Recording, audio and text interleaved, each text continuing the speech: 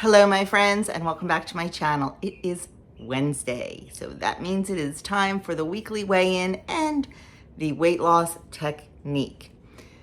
Start right away with my weigh-in as we always do. I was down 0.8. I am very, very happy about that. You know, we had Ann down here all last week and we did a lot of fun stuff and ate out, and it was the holiday, so I am beyond thrilled with a 0.8 loss. And I know that, I don't know, I'm just in the zone. I just feel like it's gonna really continue this week. I feel like I've got a good plan. I've got a good, I don't know, vision. So I'm very happy with my 0.8 loss for the week. What did I do different? I was just really mindful about what I ate. You know, I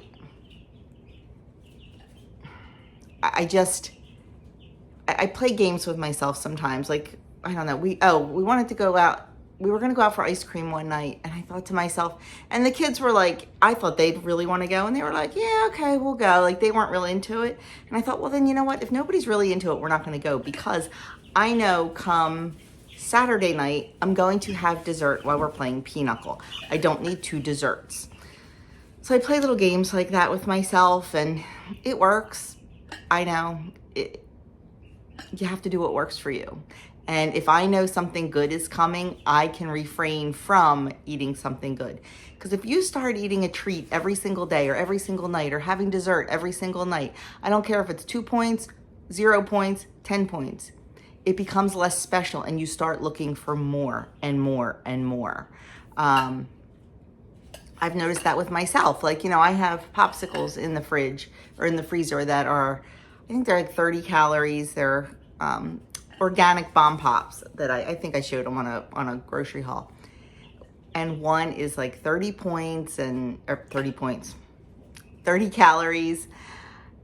So I could easily eat 2 or 3 of them, and I have to tell myself, wait a minute, if you're gonna sit there and eat 2 of them, when one has always satisfied you, why would you go to 2? It's because I was eating them every single solitary day, and then one wasn't satisfying enough because they were no longer special. I needed 2 to make it more special.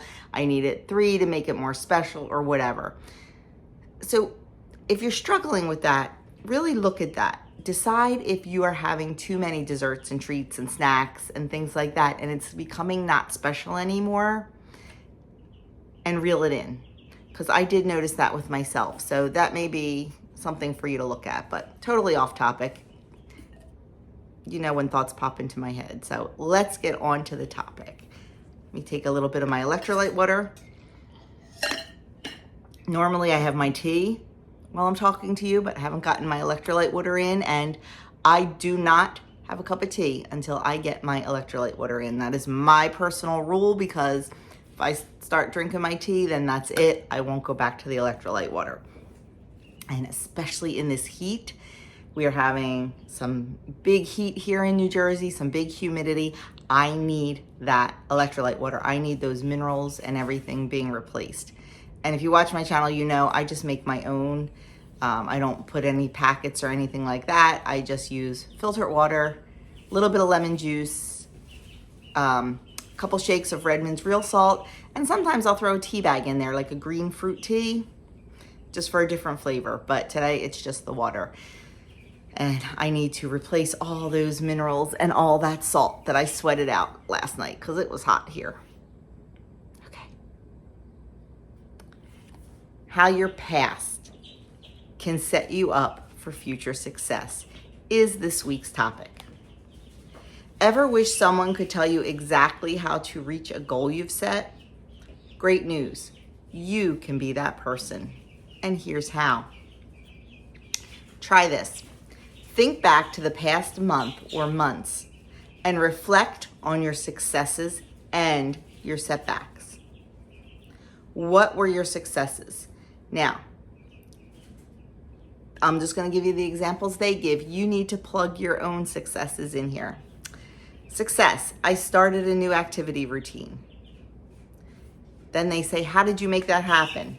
I cut back on TV to go to bed earlier so I could walk before I left for work the next morning. How are the changes with this new success helping you? I now have more energy and flexibility in my points budget. You know what I'm going to say. Don't eat what you've worked so hard to lose. How about we have more energy and more flexibility, and leave it at that. And let's not talk about, I'm going to exercise so I can eat more food. You're going to exercise because you need to move your body, and you need to strengthen your body and move your muscles and keep your body healthy. That is the main reason for exercise, not just so you can eat more. Then it says, look at your setbacks. I tend to go over my points budget or my calorie budget on nights out. So what is getting in your way? It's hard to navigate so many high point or high calorie options. And how could you alter your approach? You could plan to save your weekly points and pre-track what you are going to eat when you go out. So they're the things you need to reflect on, your successes and your setbacks. And I don't care who you are. I don't care if you're just starting out on this journey. I don't care if you've been on this journey for 25 years. We all have successes and setbacks at some point. Sometimes they're not as pronounced.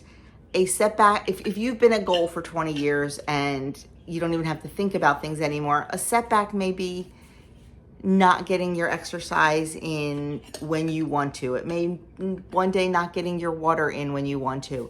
It's less focused on what you're eating and your weight than it is on the healthy habits that you have started. My timer's going off. Doug asked me to shut off the garden hose.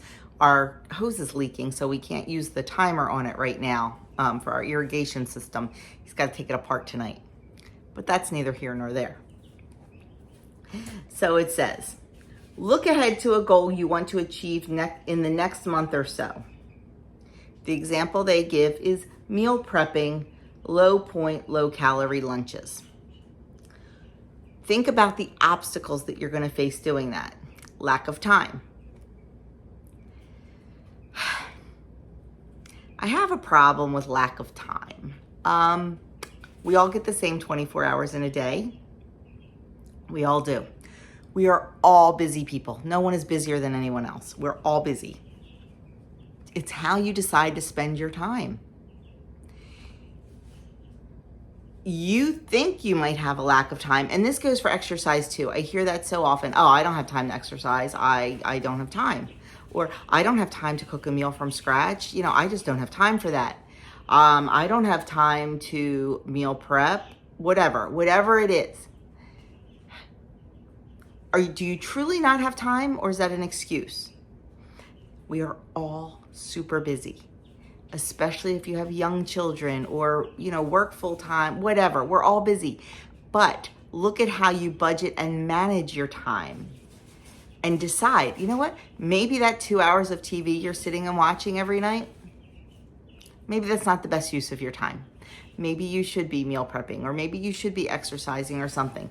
Now, I'm not saying you should be on your feet 24/7 doing things. We all need a break and we all need time, but we need to get done the stuff we need to get done that's going to set us up for success before we take that break. And maybe we don't need 4 hours to binge the latest show on Netflix. Take a good, hard, honest look at what you are doing and what you are spending your time on.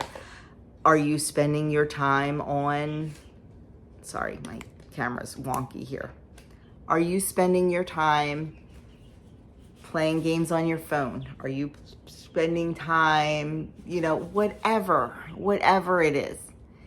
Maybe you could take a little bit of that time away to build some healthy and better habits.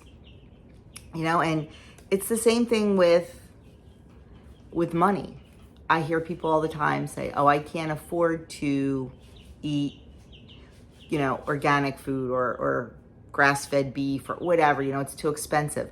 But they're the same people that I see, going out and spending $200 on a night out, or, spending $50 on a bottle of wine or something like that. Like, it's priorities. We all have, I don't know what's wrong with this camera. I am so sorry. I am so sorry. Real life though. Real life. I give up. Hang on. Good enough for now. We all have priorities, and that's fine. But if you're not seriously looking at all of your priorities and making certain things a priority, then don't complain about it. If you're spending, I don't even know, like, $150 to go axe throwing one night every week, but you're complaining that you don't have enough money for good food, then priorities. If you're complaining you don't have enough time to cook or to meal prep or to exercise, but you're spending 4 hours a night watching Netflix, priorities. Is it always that way? Absolutely not. Sometimes there is just no money in the budget for anything, whether it be food or fun. And I get that.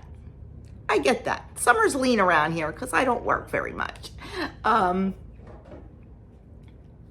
Is there, and same with time. I mean, maybe you are a single parent who is raising children and working 2 full-time jobs and all that. I get that.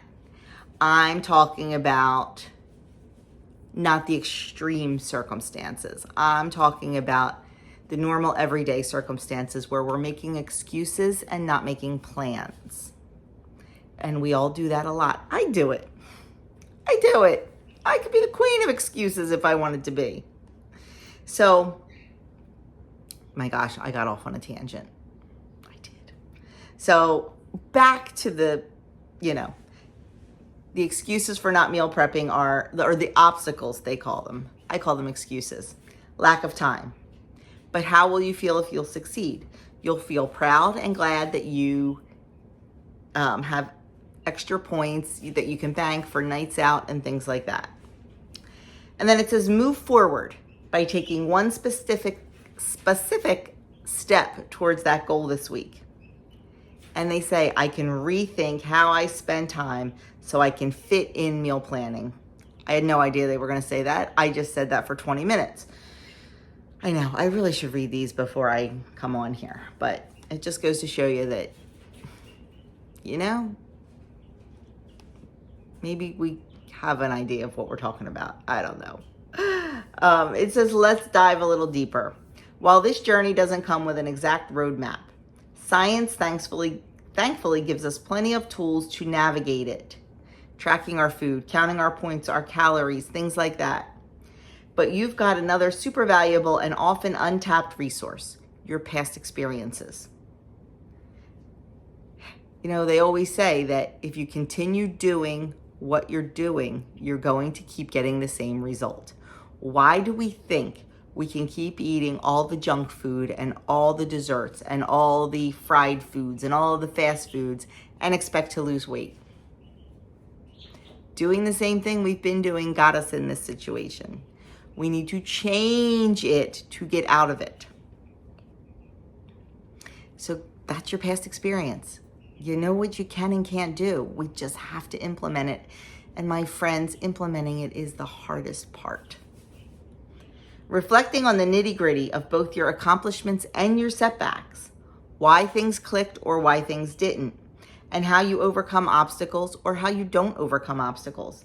It can guide you to how to best approach your new goals, challenges, or even a reset. So every few months or whenever you're charting a fresh path, take a walk down memory lane and decide what lessons, tips, and behaviors will best help you move forward. Another example, you decide you want to start moving your body and that you're going to run. So you're running every day and you hate it. You hate it. So you stop because you hate it. And you don't do anything else. That's where you pivot and you find something you love to do. Learn from the past. You don't like running? Don't do it. Do something that you love. Or do something that, I know it's exercise. A lot of people don't love exercise. Do something you tolerate and see what happens. So that is it, my friends. I know I got crazy off of topic today. I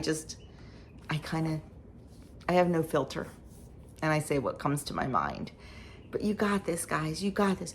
Look at your past. And, you know, I know so many people say not to look backwards, only look forward. For me, I have to look back. I have to look back to see how far I've come. I have to look back to know where I don't ever want to be again. I have to look back to find out what worked and what didn't, and adjust. So don't be afraid to look back, but don't stay in the past. Look back, but move on to the future. Look to the future. See what that past looked like and see what that future is going to look like. And there's going to be a big difference, my friends, because I know you can do this. We can all do it together. So thank you so much for watching. I know, like I said, because I get like that. If you know someone that could benefit from this video, please feel free to share it with them. Share it on your social media, at your WW meeting, wherever you want to share it. If you haven't already subscribed, hit that subscribe button, give me a like, leave me a comment. I'll leave a couple videos right here for you, and that is it. I will see you all in my next video.